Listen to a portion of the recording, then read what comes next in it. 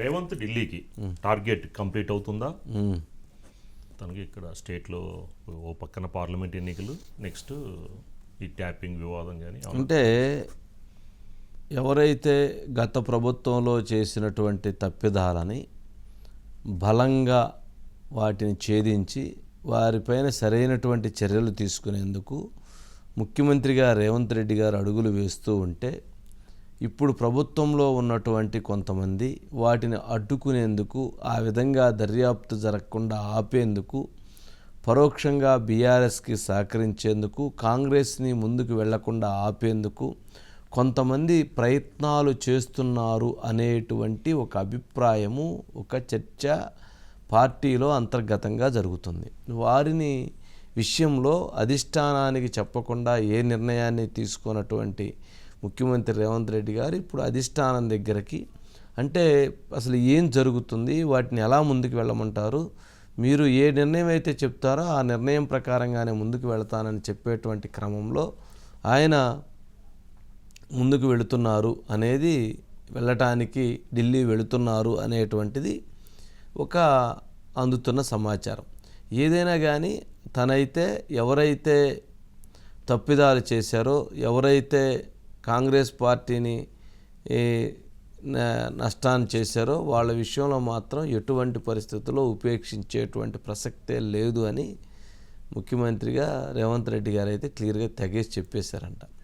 అలా చేస్తేనే కాంగ్రెస్ పార్టీ బతికిద్ది, తప్పు చేసినటువంటి వాళ్ళని ఉపేక్షిస్తే కాంగ్రెస్ పార్టీకి ముందుకు వెళ్ళే పరిస్థితి ఉండదు అని చెప్పని కూడా చెప్పారట. అయినా వినాలి కదా, వినరు కదా. సరే, దాని మీద ఢిల్లీ వెళ్తున్నారని టాకు. ఏంటి అజిత్ గారు? వంశీ గారు గుడ్ ఈవినింగ్ అండి. గుడ్ ఈవినింగ్ అండి. ఏంటండి అంటే ఈ తెలంగాణ రాష్ట్రంలో అనేక ఇష్యూస్కి సంబంధించి, ముఖ్యంగా ఇటు ఎలక్షన్స్, ఎంపీ క్యాండిడేట్లే కాదు వంశీ గారు, ఫోన్ ట్యాపింగ్ దగ్గర నుంచి కాళేశ్వరానికి సంబంధించి కూడా ఎన్డీఎస్ఏ రిపోర్ట్ వచ్చింది, దానికి సంబంధించి, అదేవిధంగా ఇప్పుడు కొత్తగా వస్తున్న ఈ వివాదం ఎర్రబల్లి ఇష్యూస్కి సంబంధించి, ఇలా అన్ని అంశాలకు సంబంధించి, దాంతోపాటు కవిత లిక్కర్ స్కామ్లో కూడా పార్టీ స్టాండ్ డైలమాలో ఉంది. ఢిల్లీలో ఏమో అటు కాంగ్రెస్ పార్టీ నిరసనలు చేస్తోంది, ఇక్కడికి వచ్చేసరికి కవిత అరెస్ట్ కరెక్టే అనేది రేవంత్ రెడ్డి అంటున్నారు అనేది ఒక డైలమా. ఈ మొత్తం మీద కూడా అధిష్టానం దగ్గర చర్చలు జరగనున్నాయి వంశీ గారు. అంటే ఇప్పటిదాకా ఈ 100 రోజుల పాలన తర్వాత ఇక నెక్స్ట్ ఏ డైరెక్షన్లో వెళ్ళాలి అనేది చర్చలు జరగనున్నాయి. దానికి రేవంత్ రెడ్డి గారితో పాటు బట్టి విక్రమార్క, అదేవిధంగా ఉత్తమ్ కుమార్ రెడ్డి ఇద్దరు కూడా వెళ్తున్నారు. అంటే ఇక్కడ ఒక సంఘర్షణ అయితే ఉంది వంశీ గారు.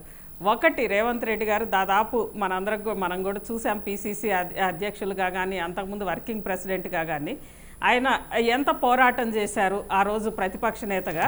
అంటే ముఖ్యంగా వ్యక్తిగతంగా ఆయన టార్గెట్ చేసినప్పుడు రకరకాలుగా అవన్నీ కూడా, అంటే ఆయన ఎదుర్కొన్న అవమానాలు కానీ, లేదా జైలు పాలవడాలు కానీ, వీటన్నిటికీ సంబంధించి ఆయన ముఖ్యమంత్రి అవగానే కొన్ని లెక్కలు సెటిల్ చేసుకోవాలి అనేది ఆయనకు ఉంటుంది వంశీ గారు. దానికి అనుగుణంగానే జరుగుతున్న పరిణామాలు కూడా అలానే ఉన్నాయి.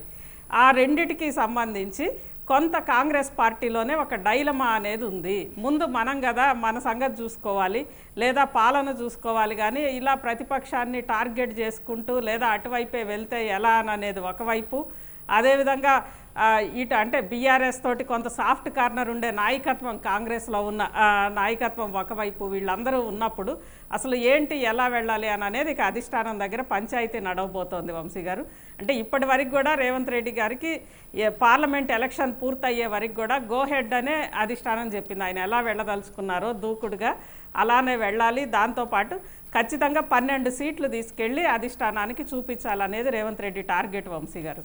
కానీ ఇక్కడ ఒక చిన్న దుర్మార్గమైన విషయం ఏంటంటే, కాంగ్రెస్ పార్టీలోనే కొంతమంది లీడర్సు, చాలా పెద్ద లీడర్సు లేదా మంత్రుల స్థాయిలో ఉన్న లీడర్సు మన పార్టీకి 12 రాకుండా ఉంటే బాగుంటుందేమో అనేది కూడా ఆలోచిస్తున్నారంట వంశీ గారు.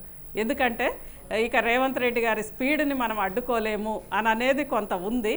కానీ దానికి సంబంధించి కూడా రేవంత్ రెడ్డి మొత్తం అంటే ఇవన్నీ కూడా ఆయన దృష్టిలో ఉన్నాయి. దానికి సంబంధించే వ్యూహాలన్నీ కూడా వాళ్ళు రెడీ చేసుకొని రేపు అధిష్టానం దగ్గర పంచాయతీ జరగబోతోంది వంశీ గారు. అదేవిధంగా ముఖ్యంగా పక్క పార్టీలోంచి వచ్చిన లీడర్స్కి వెంటనే సీట్లు ఇవ్వడం, ఇప్పుడు చేవెళ్ళ రంజిత్ రెడ్డి, అదేవిధంగా ఇప్పుడే కొద్దిసేపటి క్రితమే చేరారు.